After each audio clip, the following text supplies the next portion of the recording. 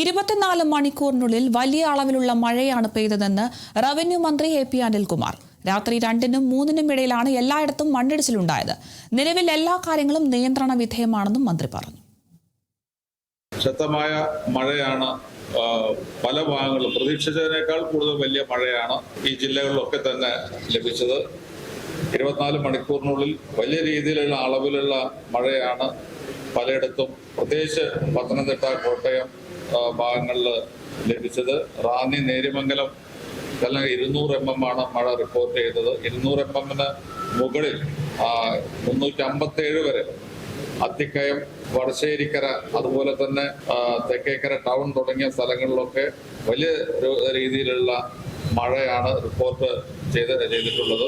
രാത്രി 2 മണിക്കും 3 മണിക്കും ഇടയിലാണ്, 2:30ക്കും 3 മണിക്ക് ഇടയിലാണ് ഇടുക്കി ഉൾപ്പെടെയുള്ള സ്ഥലങ്ങളിൽ മണ്ണിടിച്ചിലും ഉരുൾപൊട്ടലും ഒക്കെ ഉണ്ടായിട്ടുള്ളത്.